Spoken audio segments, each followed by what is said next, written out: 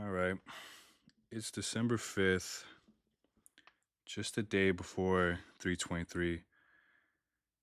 And fight week is wrapped up. Main and co main are on wait. And now we're just waiting for the event itself. And I'm just going to go over, just the main and co main. I'm going to go over everything you need to know. I'm going to give my predictions too on who I think is going to win and how they win, what the fight might look like. So yeah, I think 323 might actually be one of the most important cards of the year. I mean, Marab is going for his fourth tower defense this calendar year, and I mean, who else is who else has done that? I don't think anybody. I don't think that's been done before, and I mean, we've never seen a run like this through a calendar year.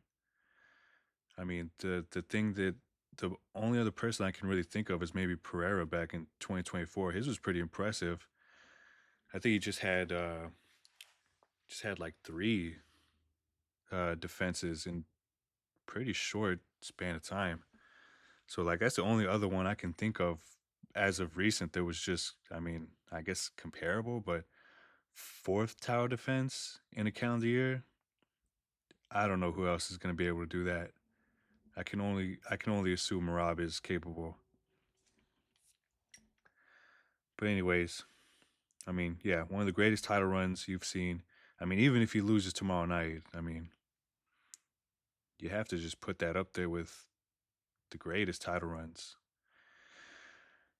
in a calendar year. And we have a former champion in Peter Yan looking to kind of rescue his legacy and take back what was once his, that 135 title. Jan's fighting the best friend of the guy who he lost the title to in the first place, Aljamain Sterling. This guy. And ever since that, Peter has been on this kind of alternate path off the title, where he lost three straight, and we were just kind of like scratching our heads saying, like what's going on with Peter Yan? The guy went from looking to be someone who could run the bantamweight division for years to come to a guy who just couldn't catch a break and was sitting out of the title picture. And I believe the momentum there really shifted down when he lost to O'Malley, which I'm one of the people who still believe Jan won that fight. I watched it back plenty of times. You cannot convince me otherwise. Jan was the overwhelming favorite in that fight, and he won. But he got screwed there. And then the following year, 6 months later, Peter Yan gets what I would say was outworked by who? By this guy, Marab. In that fight, Marab showed the world what next level cardio is, and also kind of formed a real discussion that this guy, Marab, could absolutely be champ one day. I remember watching that fight, just being like, what the fuck? Who does that to Peter Yan? Like, I guess I just wasn't familiar with Marab's game, but just like, damn, who actually is doing that to people? This guy is.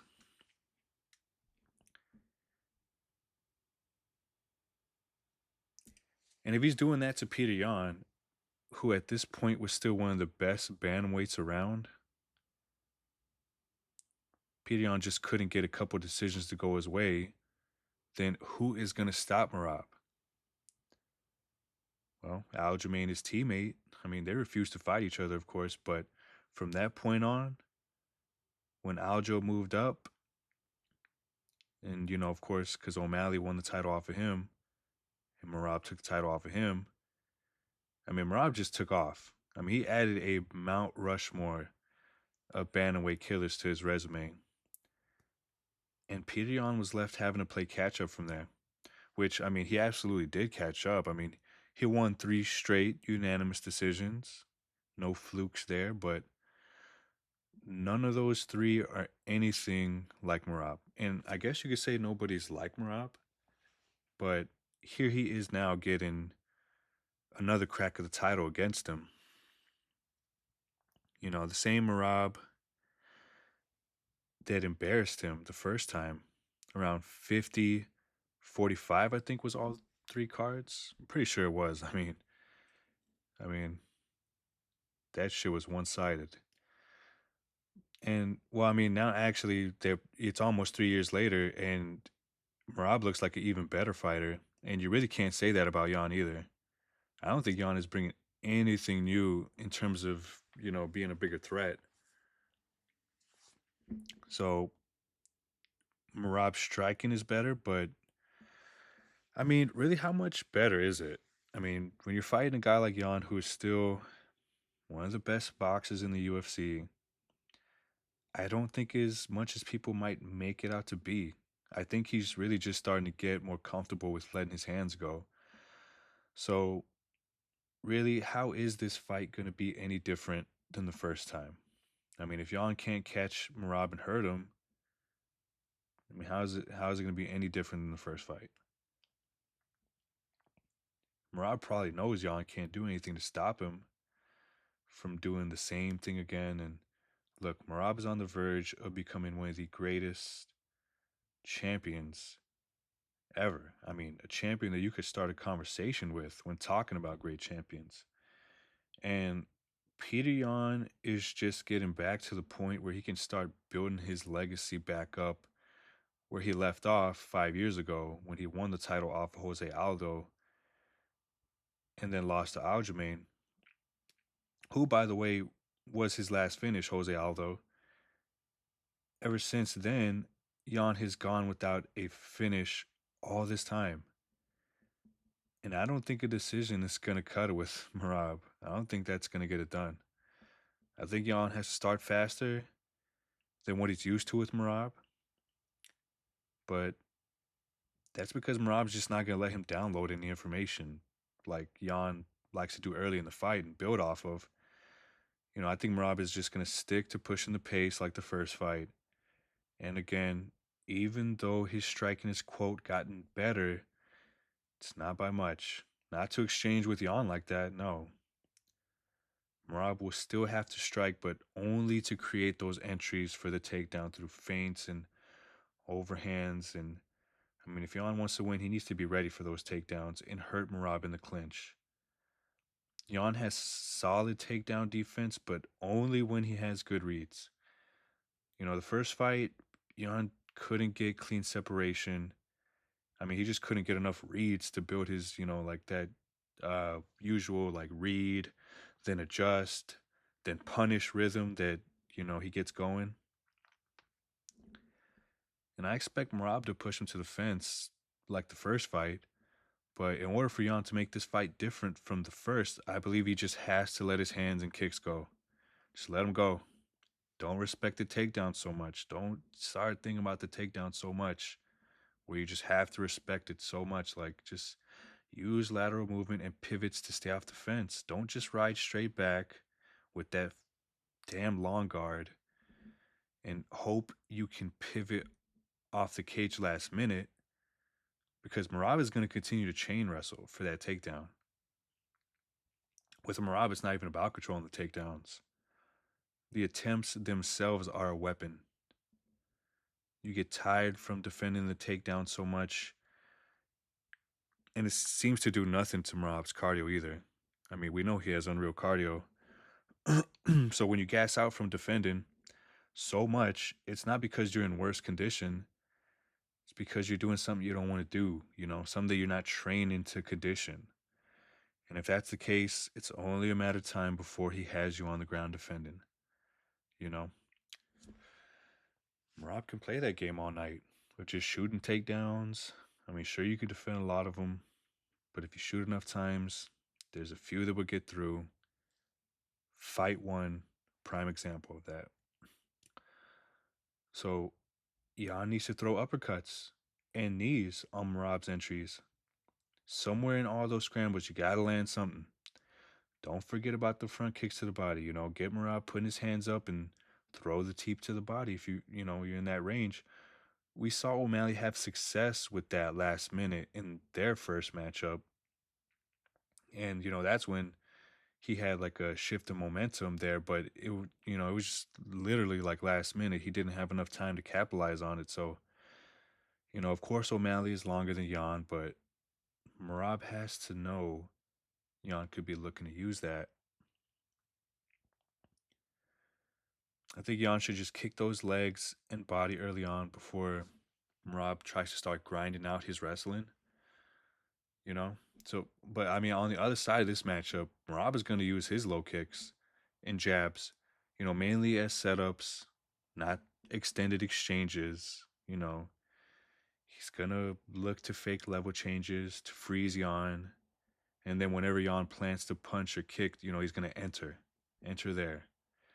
And I mean, of course, he's going to try and push Jan towards the fence rather than keep it in the center. I think this is the only phase of the fight where I see Jan winning. Is right here in just the open space striking, and everywhere else, I lean pretty heavily on Marab. I mean, wrestling, Marab has on lock. The only way Jan can offset the wrestling, I guess, is just to try to shut it down. I mean, fight the initial tie aparter. Like, do everything you can to keep Marab from locking those hands. Once he has those hands locked, I mean, he's just gonna chain wrestle the shit out of you. And for God's sake, if Marab gets you on the cage, just please turn off and escape. I do not want to see Jan try and hang there. On the break, punch or elbow immediately. In fight one, he landed there. You know, Marab he's not gonna fade. We know he has unreal cardio, so in order for Jan to win, I'm telling you, he needs to tax Marab early for those entries. Hard low kicks to the calf and thigh, body shots with front kicks. Establish that every entry costs something. Punish with breaks, punish the breaks with short elbows or knees. That's probably where Marab will be most hittable, to be honest with you. And do not load up on power. You're just giving Marab easy takedowns. Jan should work behind the jab and kicks. And again, that high guard and the long guard, like it's not helping you against Marab. High guard only works when you answer back, and you're only giving Marab a nice entry. So if you're gonna run high guard, throw that step in knee. But the way I see this fight going is Jan is gonna spend too much time defending and not leading. Marab is gonna keep it high pace and stay out of the striking just enough to make Jan chase him and set up easy takedowns for what I think will be another unanimous decision win. Marab 49-46, all three cards. That's my prediction. Now, we move on to the co-main. Pantoja versus Van, the grappler versus the boxer. Now, many people, they call Pantoja the flyweight GOAT. I mean, he's making his fifth defense of the title. I think he already has like the most flyweight wins with like I think it was like 14 all time. You know, this is his third in a 12-month span against the young up and comer, only 24 years old, Joshua Van. Now, Joshua Van has had an incredible year so far. Similar to Marab, only difference is he isn't champ yet. He's looking for his fourth win this calendar year. Van's been very active too. I mean, when he fought Roy Val, I think that was only like, what, 2 weeks notice or something like that? I mean, I know it was definitely short notice. And he put on a hell of a performance there.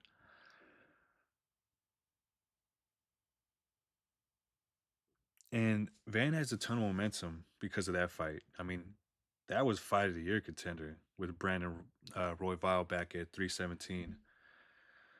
I only remember that fight because that's when Charles got slept, and I mean, my world crumbled after that.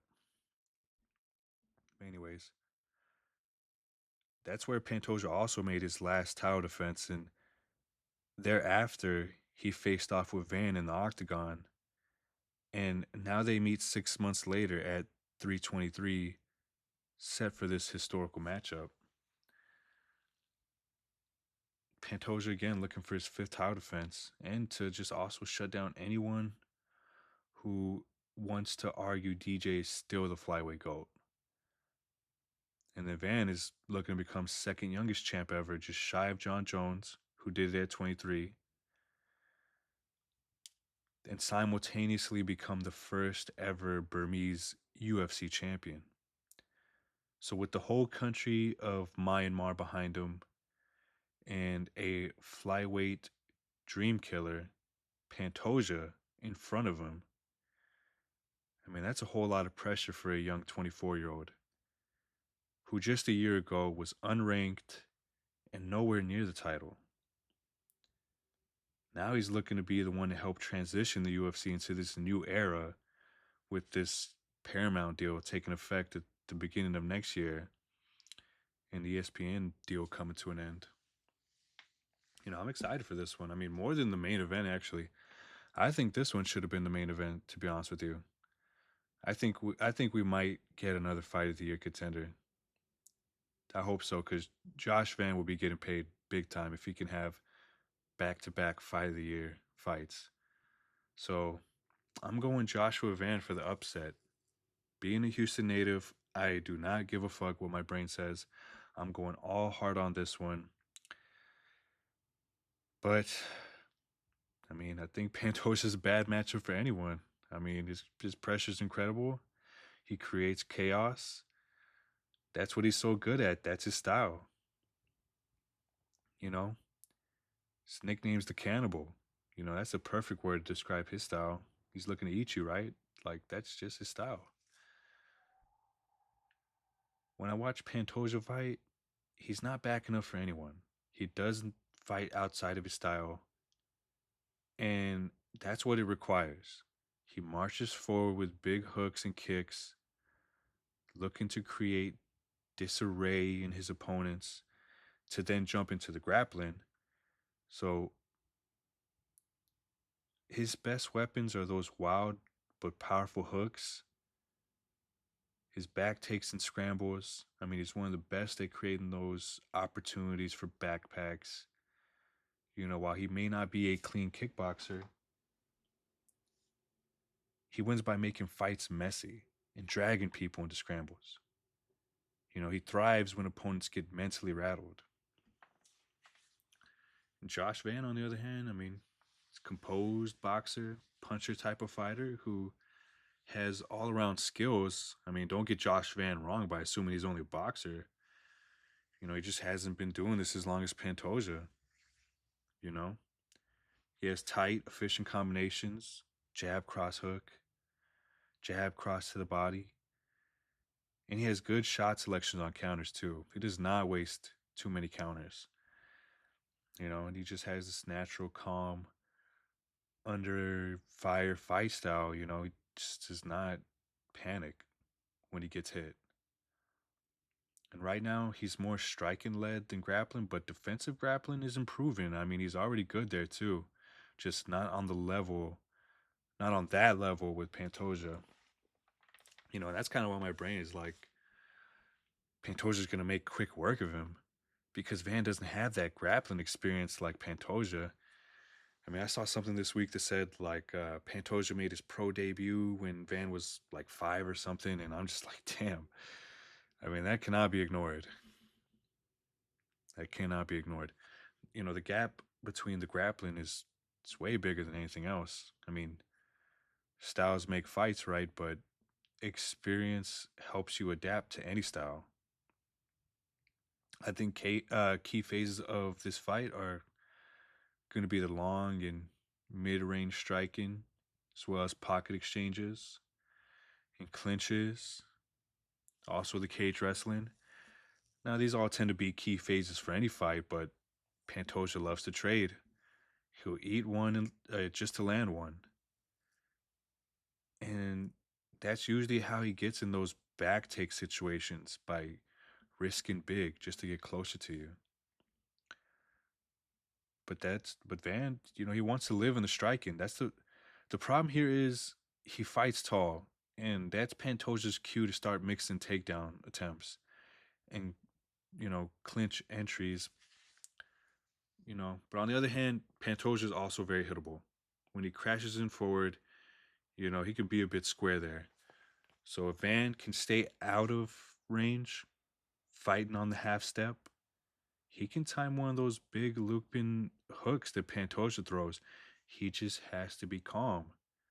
Do not crack to Pantoja's pressure.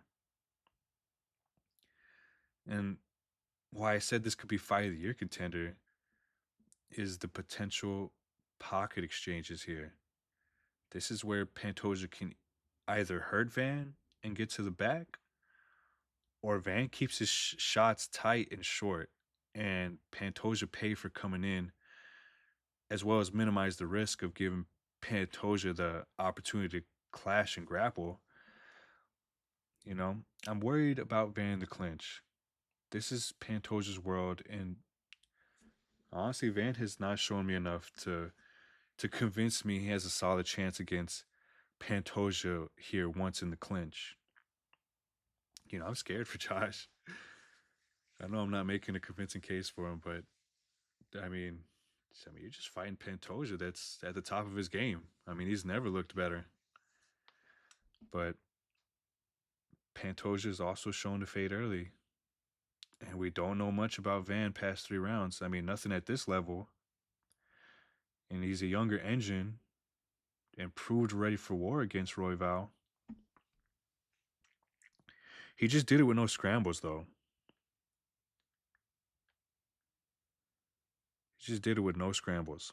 And I don't know if that even matters that much because, I mean, Pantoja is shown to be mentally relentless, anyways, even when tired. It's like he's still trying to win the title. And look, if Van can jab, if he can jab the fuck out of Pantoja, stick and move, and punish him when he crashes in, then I don't know. Maybe we have a new champ. And Myanmar and Houston can get their first undisputed. But I think ultimately Pantoja will prove to be the one, way more experienced. I mean, 2, he can make it ugly and grappling heavy. And I mean, 3, his chin will hold up. I mean, even against a clean boxer like Van. Pantoja's powers, I mean, they just get more powerful the more you hit him in the face. So Van might be cooked, but I'm holding him down no matter what. My final verdict, Van by 3rd round TKO, or more realistically, Pantoja by sub round 2 or 3. I don't know. I hope Van can get it done. So we'll see how it goes. I'm excited for this card and the possibility of Josh Van being undisputed. I mean, I'm gonna go crazy. Should be a fun card overall. I mean, we got Peyton Talbot and Cejudo matched up. We got Brandon Moreno, Tyra too. I really don't give a fuck about Jan Blankowitz and Bogdan. Low-key gonna look out for what's the dude's name? How do you say it? Faris Ziam, the guy who did this to fucking Matt Frivola. I mean, look at that fucking knee. Holy shit. Yeah, I'm gonna be on the lookout for him. Gonna watch that fight. Oh, and this Grant Dawson and Manuel Torres fight too. This should be a banger too. Manuel Torres, he gets after it. Grant Dawson too. So, I mean, can't miss the lightweight matchups, But anyways, I'll cover those in a recap, hopefully, if I have some time. So, if you enjoyed this, please like and subscribe. Comment what you think down below. And share this, or you're gay. Thanks. Bye.